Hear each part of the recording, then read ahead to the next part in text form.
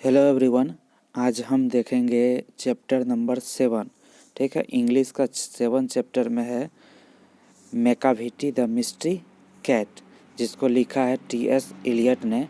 और इससे जो भी ऑब्जेक्टिव बनेगा उसको देखेंगे। तो देखिए, मैकाविटी एक बिल्ली का नाम है, ठीक है, और ये मिस्ट्री कैट है, रहस्य से भरा हुआ बिल्ली है। ये जो बिल्ली है क्राइम करने के बाद सीन पर मिलता ही नहीं है, ठीक है, सीन पर नहीं मिलता है। तो टी.एस. इलियट ने इसको लिखा है, एक लाइट पोएम की तरह लिखा है, बहुत हल्की सी कविता, इंजॉय के फॉर्म में लिखा है, तो ध्यान रखिएगा। और टी.एस. इलियट जो है, टी.एस. इलियट को 1948 में, कब 1948 में अपना देश आज़ाद हुआ उसके एक साल बाद इसको नोबेल प्राइज़ मिला है, ठीक है, नोबेल प्राइज़ मिला है साहित्य के लिए।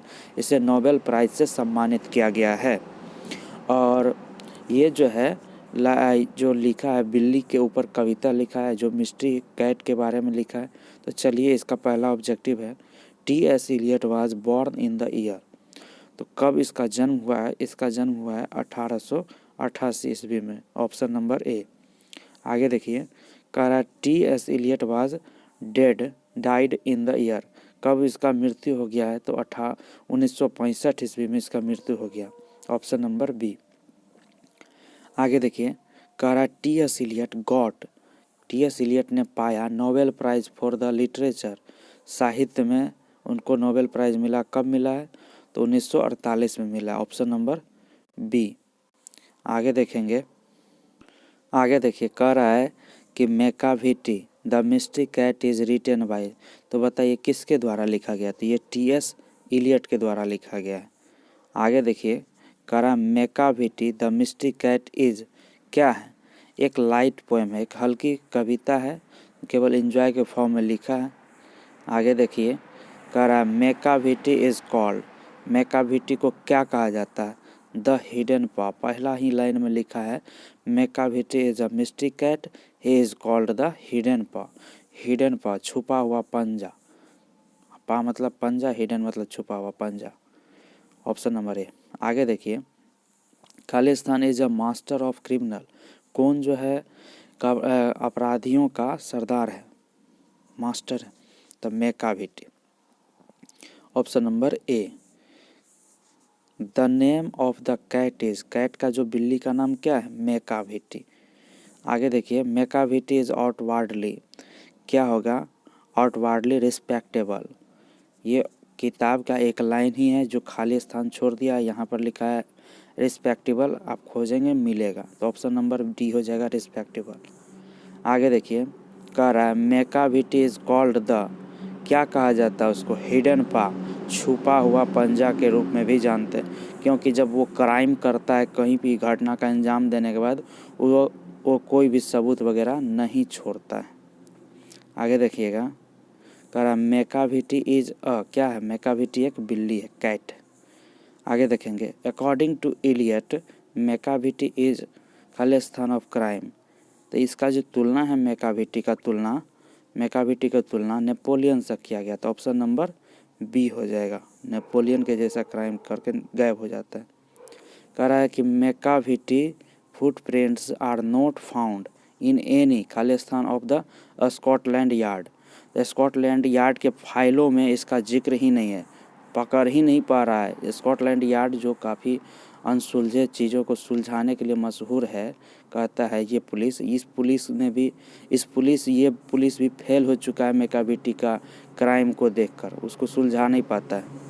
आगे देखिए, कह रहा है Macavity is the settlement of, मतलब कि कहाँ मैकाविटी का जो सेटलमेंट है, मैकाविटी का जो बस्ती है कहाँ है, वो कहाँ का चर्चा है?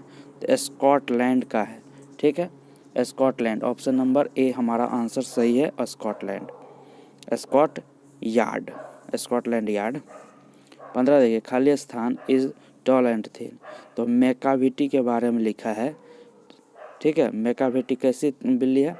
टॉल एंड थिन है, लंबी है, दुबली पतली और लंबी भी है। चलिए आगे देखिएगा, ये हो गया 15। 16 देखिए, कह रहा है मैकाविटी हैज़ ऑलवेज एन, क्या करता है? एलिबी, एलिबी का अर्थ होता है यहाँ पर जो है एक लाइन ही में है, ही always has an alibi and one और टू टू स्पेयर, मतलब कि जहाँ क्राइम हुआ वहाँ पर वो क्राइम के बाद दिखेगा नहीं, वो कहीं और मिलेगा, कहीं और आपको आराम करता हुआ मिलेगा, क्राइम स्थल पर अनुपस्थित रहना। तो ऑप्शन नंबर हो जाएगा यहाँ पर बी, एलिबी। आगे देखिए, टी.एस. इलियट बिलोंग टू, खालिस्तान सेंचुरी किस सेंचुरी से बिलोंग करता है? तो इसका मृत्यु कब हुआ है? 1965। तो 1965 हुआ है। 1965 में जो हुआ है ना इसका मृत्यु, इसी से आपको पता चल जाएगा कब 2000 तक जाएगा। 100 वर्ष ये ना होगा 1900 से 2000, 2000, तो 20वीं सदी में। तो कौन सा हो जाएगा? 20th सेंचुरी, ऑप्शन नंबर सी। आगे देखिए, मैकाविटी मूव्स लाइक क्या? अपना गर्दन स्नेक की तरह इधर उधर घुमाता है, स्नेक होगा, ऑप्शन नंबर ए। आगे देखेंगे, the poet compares Macavity to, Macavity की जो तुलना है कवि जो है कंपेयर करता है मैकाविटी का किस से? नेपोलियन से कब तुलना करता है? Napoleon, option number C. कह रहा है देखिए, Mungojerrie and Griddlebone are also, ये जो एजेंट है मैकाविटी का, क्या कर रहा है कवि? मैकाविटी का ये दोनों क्या है? एजेंट है। तो ये दोनों क्या है? ये दोनों भी बिल्लियाँ हैं, कैट्स, सॉरी कैट्स यहाँ पर है, ऑप्शन नंबर बी। ये तो रैट मतलब चूहा, कैट्स है, दोनों क्या है? कैट्स। आगे देखिए, Macavity disappear from the place of theft before the खालिस्तान रीच देयर। कह रहा मैकाविटी गायब हो जाता है, डिसअपियर हो जाता है, फ्रॉम द प्लेस उस स्थानों से चोरी करने के बाद, बिफोर किसके आने के पहले? रीच देयर, वहाँ पर किसके पहुँचने से पहले? तो पुलिस के पहुँचने से पहले ही गायब हो जाता है। तो ऑप्शन नंबर ए।